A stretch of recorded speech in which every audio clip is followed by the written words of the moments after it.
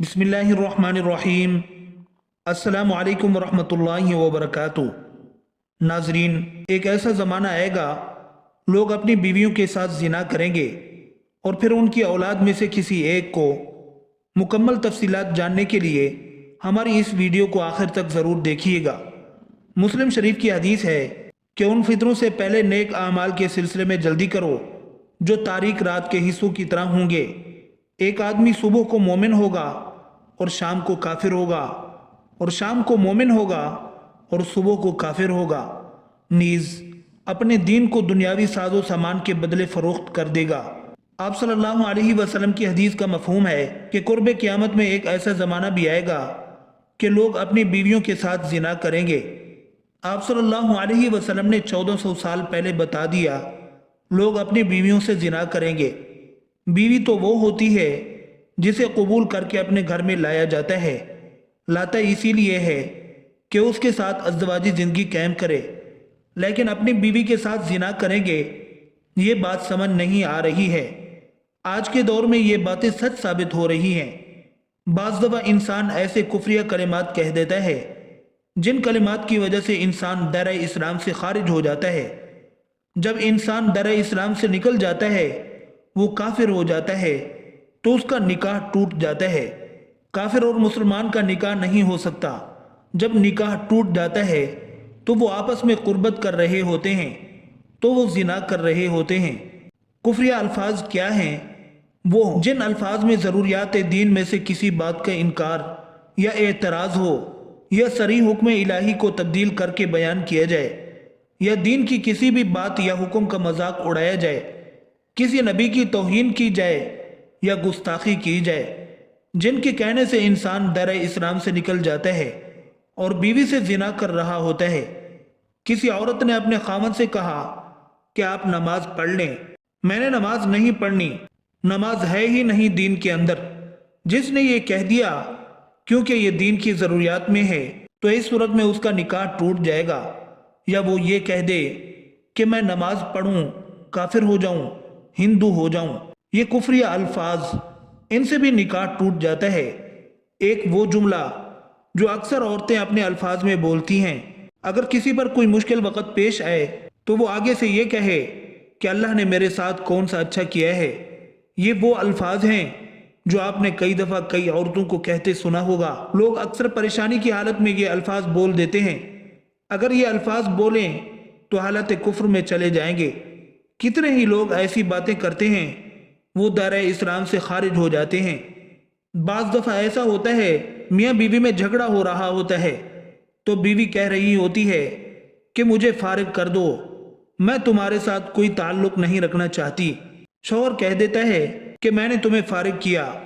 یہاں پر تین چیزوں کو دیکھیں گے کہ طلاق کا مذاکرہ تھا، بیوی نے طلاق کا مطالبہ کیا تو طلاق ہو گئی، یا خاوند کے لیے طلاق کا مذاکرہ بھی نہیں تھا، بیوی نے طلاق کا مطالبہ نہیں کیا اور نیت بھی طلاق دینے کی نہیں تھی، تو طلاق نہیں ہوگی۔ بہت سارے لوگ طلاق کی نیت سے کہہ دیتے ہیں کہ میں نے تمہیں فارغ کیا۔ یہ وہ الفاظ ہیں جس سے ایک طلاق واقع ہوتی ہے۔ اس کے لیے آپ کو نکاح دوبارہ کرنا پڑے گا۔ بولنے سے پہلے سوچا کریں کہ میں کیا کہہ رہا ہوں، پھر بولا کریں تاکہ کسی بھی قسم کی پریشانی کا سامنا نہ کرنا پڑے۔ صحیح مسلم میں حضرت ابو ہریرہ رضی اللہ عنہ سے روایت ہے کہ رسول کریم صلی اللہ علیہ وسلم نے ارشاد فرمایا کہ جلد از جلد اعمال صالحہ اختیار کر لو ان فتنوں کے آنے سے پہلے جو اندھیری رات کے ٹکڑوں کی طرح یکے بعد دیگرے آئیں گے۔ حال یہ ہوگا کہ آدمی اس حال میں صبح کرے گا کہ وہ ایمان والا ہوگا، اور شام اس حال میں کرے گا کہ وہ ایمان سے محروم ہو چکا ہوگا۔ دنیا کے حقیر متاع کے عوض وہ اپنا دین و ایمان بیچ ڈالے گا۔ یہ فتنے گمراہ تحریکوں اور دعوتوں کی شکل میں بھی نمودار ہو سکتے ہیں، اور مال و دولت اور اقتدار کی ہوس اور دوسری نفسانی خواہشات کی شکل میں بھی ان کا ظہور ہوتا رہتا ہے۔ اگر انسان کو شریعت پر استقامت کی نعمت حاصل نہ ہو تو ان فتنوں سے اپنے ایمان کو محفوظ رکھنا بہت دشوار ہے۔ حضرت انس رضی اللہ عنہ سے روایت ہے کہ رسول اللہ صلی اللہ علیہ وسلم نے ارشاد فرمایا کہ صبر اور استقامت کے ساتھ دین پر قائم رہنے والا بندہ اس آدمی کی مانند ہے جو ہاتھ میں جلتا ہوا انگارہ تھام لے۔ احادیث مبارکہ میں ان فتنوں کی مختلف صورتیں ذکر کی گئی ہیں۔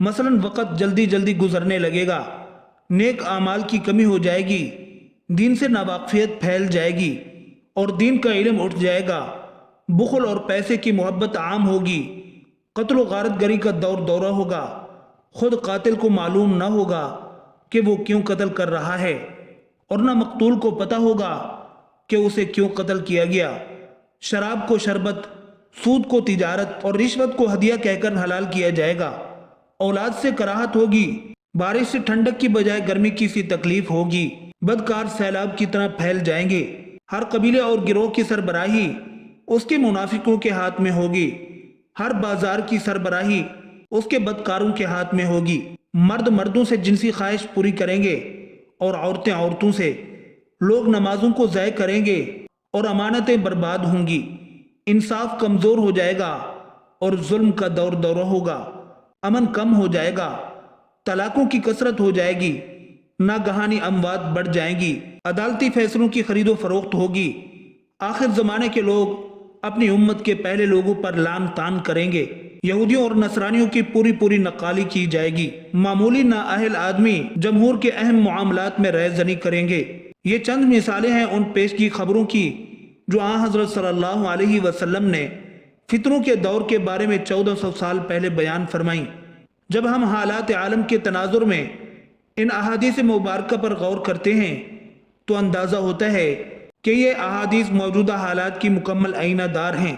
نبی کریم صلی اللہ علیہ وسلم نے جہاں فتنوں کے زمانے کے حالات کی پیشگی خبر دی، وہاں مختلف قسم کے فتنے کے برے اثرات سے بچنے کے لیے وہ بنیادی نکات بھی بیان فرما دیے کہ اگر کوئی شخص ان کی پابندی کر لے تو کم از کم وہ اپنے آپ کو ان برے اثرات سے بچا سکتا ہے۔ اگر ان پر عمل کرنے والوں کی تعداد رفتہ رفتہ بڑھتی جائے تو یہی ان فتنوں کا اجتماعی علاج بھی ثابت ہو سکتے ہیں۔ چنانچہ رسول کریم صلی اللہ علیہ وسلم نے ارشاد فرمایا کہ تم اس وقت ایسے زمانے میں ہو کہ جو کوئی اس زمانے میں احکام الہی کے بڑے حصے پر عمل کرے لیکن صرف 10ویں حصے پر عمل ترک کر دے تو وہ ہلاک ہو جائے گا، اور بعد میں ایک زمانہ ایسا بھی آئے گا کہ جو کوئی اس زمانے میں احکام الہی کے صرف 10ویں حصے پر عمل کر لے تو وہ نجات کا مستحق ہوگا۔